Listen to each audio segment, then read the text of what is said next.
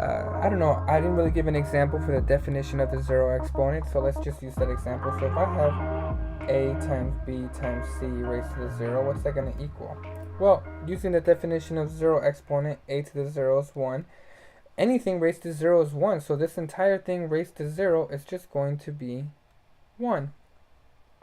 Another way to see this problem, right, is, well, we know there's basically an exponent of 1 on any problem that we write. We just usually don't write it. We're going to take the 0 and distribute it and multiply it across, this time using the power over power.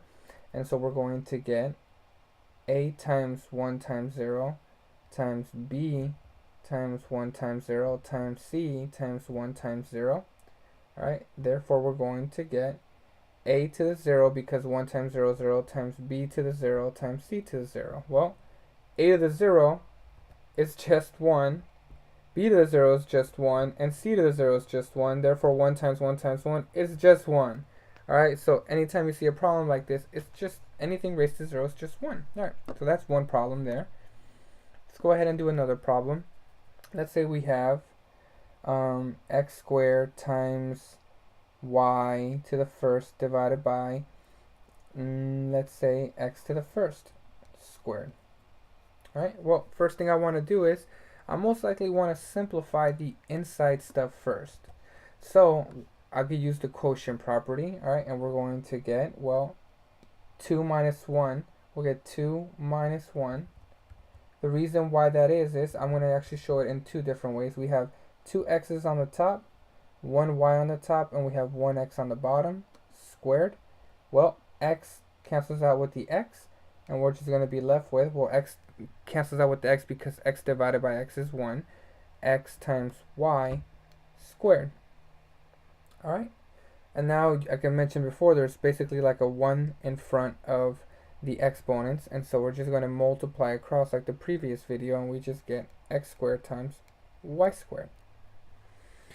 Now, one other way that I could show this is over here in this scenario here. I could have used the quotient property right away and just did 2 minus 1. So 2 minus 1, which is pretty much what we did over here on this scenario, is just going to be x to the 1 times y to the 1 squared, which is exactly what this is right here. Alright, well, the 2 here is telling us that we have this entire thing being multiplied by itself twice. So we essentially have x times y times x times y. Alright, and like I mentioned before, alright, 2 times 3 is 6, and 3 times 2 is 6. So it doesn't matter which order we have it in. We can put it in whatever order we want. So I'm just going to group the two x's together, then I'll group the two y's together. Well, that's just going to be x squared times y squared, which is the exact same thing. Alright, well, let's go ahead and use an example. Maybe one that involves the definition of negative exponents. So let's say x to the negative 4 times y squared divided by x squared times y to the negative 3. Alright, and let's say that whole thing is being to the raised to the third power. Alright, well, like before, we can use the quotient property to solve this problem, or we can use the definition of negative exponents. So all we do is just, if you watch the definition of negative exponent, all we're doing is just taking the reciprocal and changing the sign. So if I want to rewrite this, I'm just going to get y to the third times y squared divided by x squared times x to the fourth. Alright, if you look here, x to the negative fourth is just going to flip and go on the bottom, and x to the negative 3 is just going to flip and go on the top. Alright, so now that we have that taken care of, we're going to go ahead and use the power over power to simplify this. We'll just take the 3 and multiply across. We'll multiply across to everything. Alright, so we're going to get y to the 9, because 3 times 3 is 9. Let me just go ahead and move that out. Alright, so maybe I'll just rewrite it down over here. We're going to get y to the 3 times 3. Let's just color code that. We'll just call that 3. Alright, so 3 times the 3, then 3 times the 2 here. And we're going to get y to the, let me just make sure I'm with the same color. Y 2 times the 3 Alright, divided by, and we do the same thing with x. We're going to get x times 2 times the 3, and we're going to get times y, should be x to the 4th times the 3. Alright, therefore we're going to basically just get y to the 9th times y to the 6th divided by x to the 6th times x to the 12th. And now we just can add the exponents from the product property. So we're going to get y is equal to, well, 9, 10, 11, 12, 13, 14, 15. So y to the 15 divided by, and 6 plus 12, 12, 13, 14, 15, 16, 17, 18. So x to the 18. All right, that's one way of approaching it. Another way that we could have done is, well, it would have just been so much more easier. So let's go ahead and rewrite it down over here. I think it was y to the 3rd times y squared divided by x squared times x to the 4th raised to the 3rd power. What we could have done is we could have just simplified the inside first off. So if we were to simplify this right away, we would have gone, well, the 3 plus the 2. We would have, using the product property, we would get y to the 3 plus 2 divided by x to the 2 plus 4. I'm just using the product property, and we're going to get y to the 5th over x to the 6th.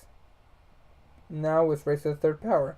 Now, same as before, we just take the 3 and multiply it across to the exponents, and we get y to the 15 divided by x to the 18, which is the exact same thing that we got over here.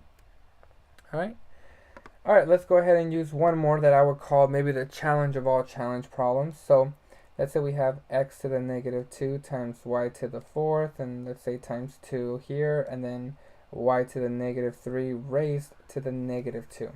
Alright, well, first thing I want to do is I want to just simplify the inside. Alright, so basically this is going to flip down here, and then this will just flip up here. So we're going to get 2y to the 3rd times y to the 4th divided by x squared. Alright, as you notice, the 2 stays on the top because the negative 2 is only on the x variable. It is not on the 2 variable because the exponent on the 2 is the 1. It's just 1. Alright, raised to the negative 2. Well, one of the things that I could do is I can distribute the negative 2, but one of the first things I want to do is I want to just simplify this here, because I can use the product property. 3 plus 4 is 7. So I just want to simplify that first. So I'm going to get 2y to the 7th divided by x squared raised to the negative 2. Alright, well, as you can see, I can distribute the negative 2 across. So we're going to get 2 times 1 times negative 2, y to the 7 times negative 2, and then we're going to get x 2 times negative 2. I'm just taking this and distributing it across, and we're going to get 2 to the negative 2 times y to the negative 14 and x to the negative 4. So basically I'm just going to flip them all back again, and so we're just going to get x to the 4th divided by 2 squared times y to the 14th. As you can see, all I'm doing is just flipping it and turn them positive, and this is going to be my simplified equation. Alright, I could simplify 2 squared, but I'm happy here. Hopefully this helps to understand how to go about solving exponents with different scenarios.